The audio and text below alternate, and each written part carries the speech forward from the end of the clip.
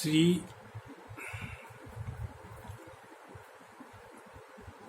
गुरुदेव जगत गुरु कृपालु जी महाराज जी के चरण कमलों में अपने श्रद्धा सुमन को अर्पित करते हुए मैं अपनी वाणी को आरंभ करता हूँ। भाइयों एवं बहनों, राधे राधे। यह प्रकरण चल रहा था कि राजा परीक्षित को संदेह हो गया था कि आखिर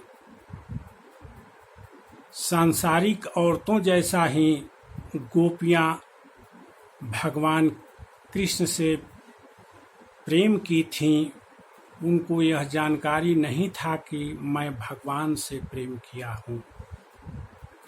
आखिर वो कैसे अपने 3 गुणों से बने हुए शरीर को त्याग कर भगवान के साथ रास लीला के लिए तैयार हुई। तो यहाँ पर सुखदेव मुनि कह रहे हैं कि हे राजन, इसमें शंका की कौन सी बात है? बताओ कि एक तरफ अमृत है, एक तरफ जहर है, विष है। विष भी तरल पदार्थ है, जहर अमृत भी तरल पदार्थ है। अगर तरल पदार्थों में कोई यह नहीं समझे कि यह विष है, जहर है, और अनजान में भी पी जाए तो उसका असर जहर का तो होगा ही ना है, उसको तो मौत मिलेगी। और अनजान में ही कोई अमृत पी ले तो अमृत का फल उसको मिलेगा, वह अमर होगा। इसी तरह मान लिया जाए कि गोपियां अनजान में ही भगवान से प्रेम कर ली, लेकिन की थी तो भगवान से ना। अतः भगवान से प्रेम करने के कारण जो है भगवान का जो गुण था, भाव था, स्वभाव था, सब का फल गोपियों को मिलने लगा जो है। और इसमें क्या संदेह करने की बात है? राजन, उत्तम पुरस्ताद एतते चैद्य सिद्धिम यथागता। क्योंकि मैंने पहले ही प्रसंग में, पहले ही कथाओं में यह तुमको बता चुका हूँ। द्विषण नापि ऋषि की सम की मुता अधोक्षज प्रिया।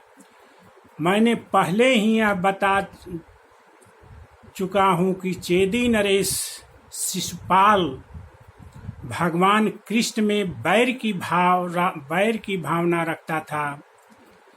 इतनी बैर की भावना थी कि 24 घंटे उठते बैठते हुए भगवान से बैर की ही बात सोचता था। और भरी हुई सभा में भी भगवान को गाली देने लगा। बैर भाव से कितनों रोके जाने पर भी वह नहीं रोका। और अंत में शिशुपाल के ऊपर जो है भगवान कृष्ण को अपना चक्र सुदर्शन छोड़ना पड़ा और उसके गर्दन को काट देना पड़ा। जो है भगवान अपने चक्र सुदर्शन से शिशुपाल का गला काट दिए। जो है शिशुपाल जो है बैर भाव से भगवान में अपने मन को लगाया था, तो बैर भाव से ही लगाया था, इसीलिए भगवान ने उसका गला काट करके वो उस शरीर को छोड़ के भगवान के लोक में भगवान का पार्षद बन गया। इसीलिए कामम क्रोधम भयम स्नेहम ऐक्यम सौहर्दमेव च नित्यम हरौ विदधतौ। इसलिए काम हो, क्रोध हो, भय हो, रिश्तेदारी की भावना हो, बंधु की भावना हो, नित्यम हरौ विदधतौ यान्ति तन मैताम हिते। किसी भी तरह से काम के भावना से, कामम क्रोधम भयम, क्रोध की भावना से, भय की भावना से, प्रेम की भावना से, रिश्तेदारी की भावना से, बंधु की भावना से, नित्यम हरऊ विदधातो, जो नित्य हमेशा अपने मन को भगवान में लगाए रहता है, वो यान्ति तन्मयताम हिते, वो भगवान में ही तन्मय हो जाता है, भगवान में ही लीन हो जाता है, और अंत में उसको भगवान ही प्राप्त होते हैं। जैसे कंस भी हमेशा अपने मन को भगवान में लगाए रहता था, हमेशा उठते बैठते खाना खाते वक्त खाना में भी उसको कृष्ण ही दिखाई पड़ते थे जो है। तो कंस भी मरने के बाद भगवान के लोक में ही गया। इसीलिए यहाँ तो गोपियाँ जो है स्नेह कर रही हैं, भगवान से जो है स्नेह कर रही हैं और स्नेह में तल्लीन हो गई हैं जो है। तो इनकी क्यों नहीं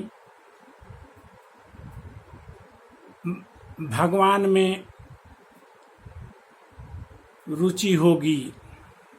भगवान इस प्रकार जो है राजा परीक्षित को सुखदेव मुनि यह समझा रहे हैं कि भगवान कृष्ण के बारे में, हे राजन, तुमको ऐसा संदेह नहीं करना चाहिए, ऐसा संदेह नहीं करना चाहिए, क्योंकि भगवान जो है इस धराधाम पर आते हैं वो अपनी लीला करने के लिए, और लीलाओं को करके ही यह बताना चाहते हैं कि जो व्यक्ति इस संसार में हमारे लीला से शिक्षा प्राप्त करके, हमारे लीला से उपदेशित होकर अगर अपने जीवन को सफल बना ले तो वह धन्य व्यक्ति है, धन्य व्यक्ति है। अब इसके बाद क्या होता है, हम जानते हैं कि संसार में बहुत से ऐसे भक्त हुए, बहुत से ऐसे भक्त हुए, लेकिन क्या कोई ऐसे भक्त हुए हैं जो जिनकी चरणों की धूली भगवान चाहते हैं और जिनको भगवान रुंधे हुए गले से बोल रहे हैं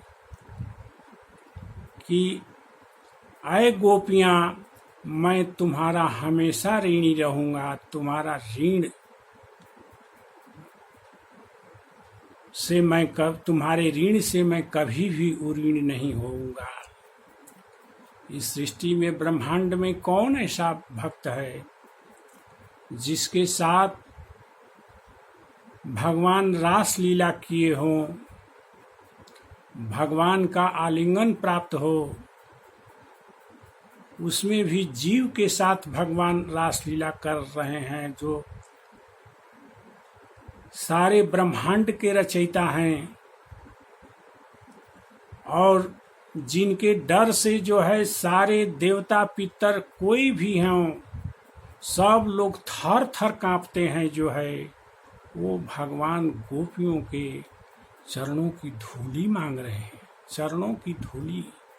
गोपियां भगवान के चरणों पर ध्यान कर रही हैं और भगवान उससे भी बढ़कर गोपियों के चरणों की धूली से प्रेम कर रहे हैं। कौन ऐसे भक्त हैं, गोपियों से बढ़ के कौन ऐसे भक्त हैं। लेकिन गीता में भगवान अर्जुन को कह रहे हैं कि हे अर्जुन, जे जथा माम प्रपद्यन्ते तांस तथैव भजाम्यहम्, जो जिस रूप में मेरी शरण को ग्रहण करता है मैं उसी रूप में उसको भी भजता हूँ। जैसे वो भजता है वैसे मैं भी भजता हूँ। लेकिन यहाँ देखने पर तो बात आती है कि भगवान आगे बढ़कर जितना भगवान को भजता है उससे आगे बढ़कर भगवान भक्त को भजते हैं। क्योंकि गोपियां जो है भगवान के चरणों पर प्रेम कर रही हैं, भगवान चरणों पर ध्यान रख रही हैं। और भगवान जो है गोपियों के चरणों से ऊपर गोपियों के चरण धूली पर ध्यान रखते हैं। गोपियां भगवान के चरणों को चाह रही हैं, भगवान जो है गोपियों की चरण धूली को चाह रहे हैं। भगवान कह रहे हैं, रो रो भगवान रुंधे हुए गले से बोल रहे हैं गोपियों से कि हे गोपियां, तुम्हारा मैं हमेशा ऋणी रहूंगा, हमेशा ऋणी रहूंगा, तुम्हारे ऋण को मैं नहीं उतार सकता हूँ। भले ही तुम अपने सौम्य स्वभाव से उस ऋण को माफ कर दो मेरे ऊपर जो तुम्हारा ऋण है, लेकिन हमें कोई ताकत नहीं है गोपियां कि मैं उन ऋणों से उऋण हो जाऊं। गोपियां भाइयों एवं बहनों, यह सोचने की बात है कि जिस भगवान के डर से सारे देवता लोग, सारे ब्रह्मांड में जितने भी देवता हैं सब थर थर कांपते रहते हैं, जो पूरे ब्रह्मांड को संचालित करने वाले देवता हैं। क्योंकि ये वेद कह रहे हैं कि भयाद अस्य अग्नि तपति, भयाद तपति सूर्य, भयाद इंद्रस्य वायुस्य, मृत्यु धावती पंचमा। जिस भगवान के डर से अग्निदेव थर थर कांपते रहते हैं, भयाद तपति सूर्य, जिस भगवान के डर से सूरज थर थर कांपते रहते हैं, और जिस भगवान के डर से देवताओं की राजा जो है इंद्र थर थर कांपते रहते हैं, जिन भगवान के डर से वायु देवता थर थर कांपते रहते हैं, अपना काम करते रहते हैं, और जिस भगवान के डर से मृत्यु देवता थर थर कांपते रहते हैं और अपना काम का निर्वहन करते रहते हैं। ये देवताओं की हाल है। इतने बड़े बड़े शक्तिशाली देवता थर थर कांपते रहते हैं। वो अखिल कोट ब्रह्मांड नायक जो है भगवान कृष्ण जो है गोपियों से यह भाव कह रहे हैं कि गोपियां, मैं तुम्हारे चरणों की धूली चाहता हूँ, मैं तुम्हारे चरणों की धूली चाहता हूँ, और मैं तुमसे कभी उऋण नहीं हो सकता हूँ गोपियाँ, मैं तुमसे कभी उऋण नहीं हो सकता हूँ गोपियाँ। इसी बात को विचार करके यह रास लीला का प्रकरण चल रहा है कि कौन ऐसी बात है, क्या क्या बातें हुई हैं, गोपियों में कौन ऐसी खूबी है, किस भाव में गोपियाँ हैं कि भगवान कृष्ण को भी गोपियों के अधीन होकर, गोपियों के मन माफिक होकर, गोपियों को खुश करने के लिए जो है रास लीला प्रारंभ करनी पड़ी। बस आज की बात इतनी ही, कल इसकी आगे की बात होगी। ओम शांति ही शांति ही शांति ही।